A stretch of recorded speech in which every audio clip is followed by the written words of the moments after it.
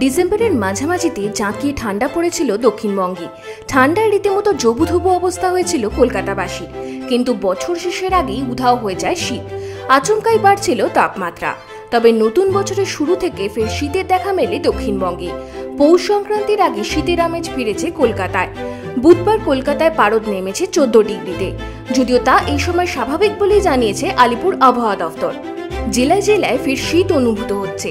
তাপমাত্রা নেমেছে অনেকটাই, কিন্তু তার মধ্যে খারাপ খবর দিয়েছে হাওয়া অফিস। জানানো হয়েছে এই শীত সুখ বেশি দিনের নয়। বাংলাদেশ সংলগ্ন উত্তর পূর্ব বঙ্গোপসাগরে ঘূর্ণাবর্ত তৈরি হওয়ায় বৃহস্পতিবার থেকে পারদ ফের ঊর্ধ্বমুখী হবে। এমনকি বৃষ্টির সম্ভাবনা রয়েছে পশ্চিমের জেলাগুলিতে। শুক্রবার বৃষ্টি হতে পারে পুরুলিয়া, বাঁকুড়া, পশ্চিম বর্ধমান, বীরভূম ও ঝাড়গ্রামে। উত্তরবঙ্গেও বৃষ্টির পূর্বাভাস রয়েছে। সান্দাকফু সহ দার্জিলিংয়ের উঁচু জায়গায় তুষারপাত হতে পারে।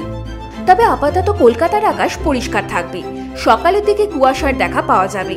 সপ্তাহান্তে তাপমাত্রা কিছুটা বাড়লেও 10 জানুয়ারির পর আবারও তাপমাত্রা কমতে শুরু করবে কলকাতা সহ দক্ষিণবঙ্গে।